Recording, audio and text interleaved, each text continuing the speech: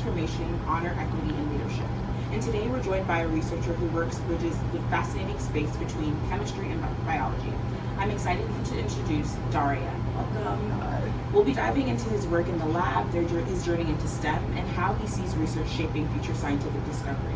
Welcome to the podcast. Thank you. So to get started, why don't you tell us a bit about yourself, your major, your year, and maybe something fun or unexpected that you like to do outside of research? Of course. I'm a senior majoring in chemistry with a biochem concentration, as well as biology. And outside of research, I like to play video games a lot, and I play volleyball as well. Pretty interesting. So what was that shift like going from high school into college, and why did you decide to double major here at Charlotte? Yeah, so from high school to college, I always knew I wanted to go into medicine in the future. So I kind of knew I wanted to go into a science major, biology or chemistry. Starting off with my general electives, so general chemistry and general biology. I first was a major in biology, but then I really loved chemistry, so I ended up picking up chemistry as well. And I just kind of flew with things, just started doing chemistry more and more, so I ended up a major. Did you have anything in high school that kind of like geared you towards STEM, or were you kind of like, it just clicked? In high school, even before high school, I kind of always knew I wanted to go into like, the STEM field. Okay. So in high school, I always did things or like clubs and activities that were more STEM-X or science. That's like cross-field volunteering, Science Olympiad, and stuff like that. So it's kind of like a slowly pushed. Right, so you had a great foundation. Yeah. Great, that's great to hear. So how did research even start for you? Yeah, so starting off with research, I started in freshman year. So I kind of knew in medicine, like the few goals that you have to get, and research was one of them. So I just emailed a bunch of professors, especially in the chemistry department, because I was interested in chemistry. Cold emailed them, and then found out that one professor wanted to work with me. So I started volunteering in my freshman year, and then slowly picked it up for like credit, research for credit. And that's where I started to like learn the ins and outs of research before I came.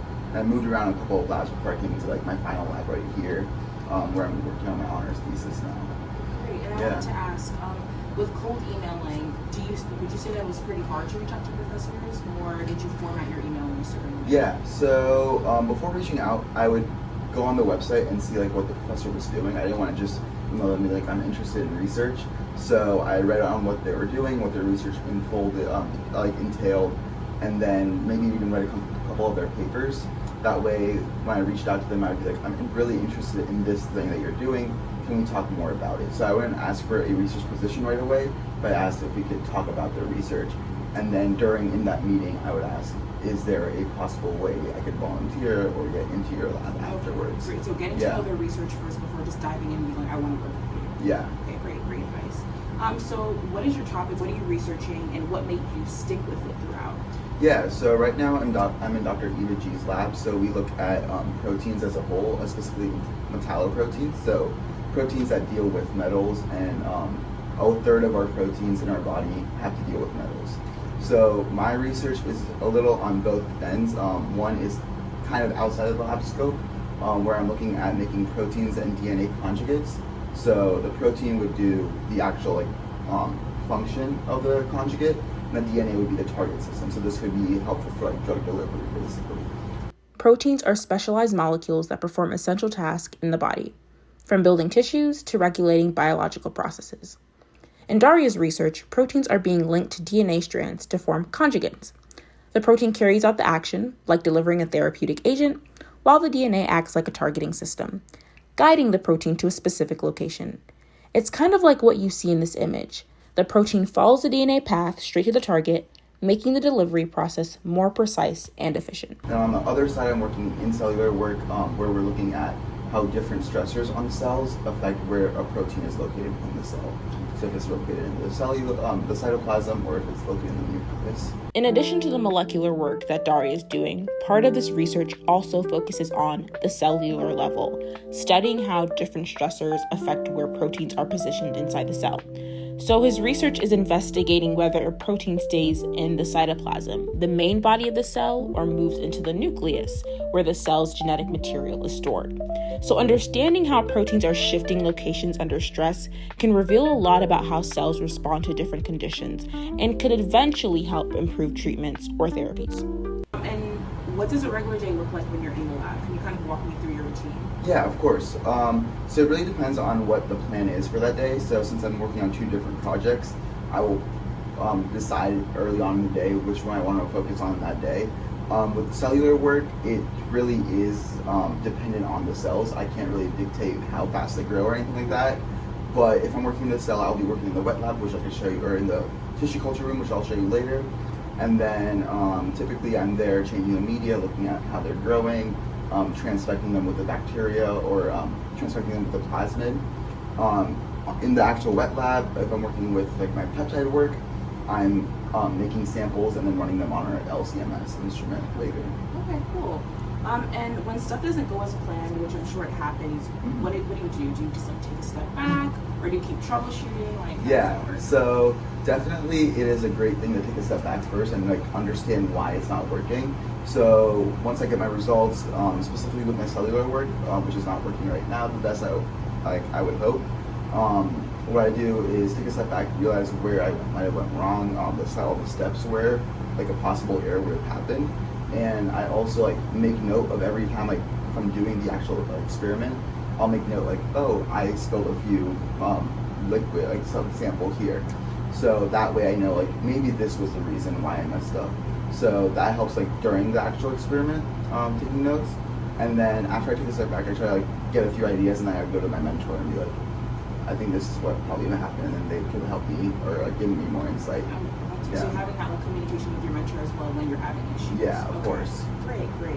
So I just want to take a step back a bit. How do you see research showing up in the real world, especially as someone who wants to pursue a medical degree in the future? Yeah, so especially with my research right now, I think research plays a big role in any career or in any instance, especially in the real world. People doing research in any field can make a big impact into the future. Specifically with my research, we're working on cancer cells, so we're trying to see how certain stressors or certain modifications on our proteins will affect cancer cells so that their growth. Does it make it grow faster? Does it slow down the growth? If it slows down the growth, this could be a potential cure in the future on slowing down cancer or saving people from cancer deaths. So yeah, it's a big goal for us. Yeah, for sure.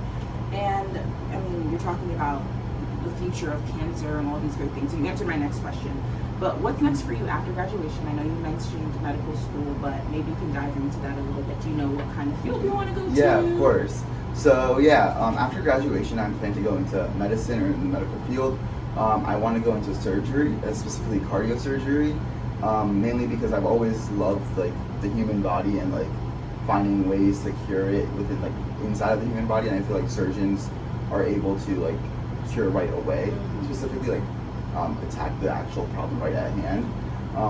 And then the reason why I want to go into cardiosurgery is a lot of people from my background, so Indian backgrounds, they're more prone to heart disease or cardiovascular diseases just because of our diet. So kind of that's the reason why. And has being in research changed the way you see yourself or how you think about science? Yeah, so I think research is a great way to like kind of know yourself as a person in a way, just because research almost every time never goes the way you want it to go. And then that's why I say with like people getting into research, the whole point of research is like the repeating part, like the first RE part. And I think doing research for the past 4 years has really taught me how to like be more patient with myself, understand myself a little bit better, and be able to like manage multiple tasks at once. So I think research was a great like way to understand more about myself and like, yeah. Cool. And any advice for someone who's like, I want to do research, but I don't know where to start? Yeah, so this is kind of going back into like how I like started cold calling, cold emailing my professors. I would take a step back and like actually read about the research you're interested into. Maybe get a few ideas, topics that you're interested in. If it's like chemistry, biology, go online, find some research articles that you can read, and then once you find those, you can like see like I'm really interested in the brain. I want to work on the brain, and then you can find a professor that does work in the brain or on the brain, and then email them. So that way you kind of have like a more geared approach to who you're emailing and who you're contacting, rather than just emailing everyone and then be like, I want to do research, but I have no idea where I want to start. Another way to get interested in research or to get started with research would be to, as you like take your classes, asking the professors in your actual class if they do research or if they have a contact that does research in that field if you really like that class. But yeah, so how did you balance everything? I mean, you're a pretty successful student, you have research going on, your pre-med courses. Where did you find the time for yourself and just like schedule? Yeah, of course. So what I did is coming in with high school with a lot of credits, I was able to kind of do my double major just because I have a lot of free space in my course load. But then like actually time managing myself, I found it really helpful to have multiple calendars. So I have a calendar specifically for research, a calendar for classes, and a calendar for any extracurricular activities I'm doing. And that way I'm able to have like certain tasks for each of individual like subject or like course load. And then that's the way I kind of manage everything. It's just having a really good calendar. Cool. So if people want to check out your work or follow your journey, like where can you find what you're doing? Is it on the lab website? Yeah, so on our lab website is G Group UNCC, or you can also follow me on LinkedIn. My name Dhairya D3 on LinkedIn as well. Thank you so much, Dhairya, for being with us. And thank you, viewers. I hope you guys got some great advice on how to reach out to professors and starting to research. So thank you. So Dhairya, do you mind kind of showing us your lab space? Yeah, of course. Here is kind of where we have all of our reagents. So here we have a centrifuge where we're spinning down our cells or anything like that. Here is our shaker and incubator. So this is where we grow our cells, grow our media that we're working on, so specifically bacterial cells. Another incubator here, and then again, these are our fridges. So each fridge has a different type of reagent or a different type of cell line, specifically things that have to be stored in -20. From there, all of our actual cells get frozen at very low temperatures so they stay stable for a long time. In the room over there, that's where we do all of our tissue work. So actually working on the cancer cell lines all happens in there, separate from everything else, so it's a sterile environment in there.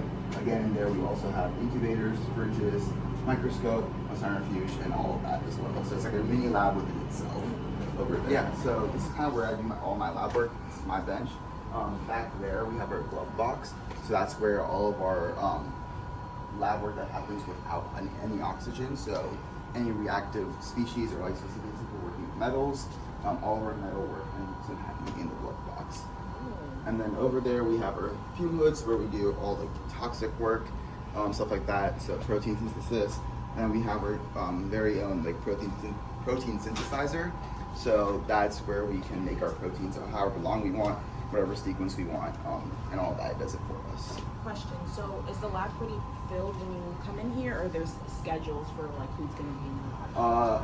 Overall, it's pretty filled. We have a pretty good lab group, so it doesn't matter. We have all of our schedules listed, but most of the times it ends up being me, the master student, and then our lab technician that's always here, just because we have more time in the day.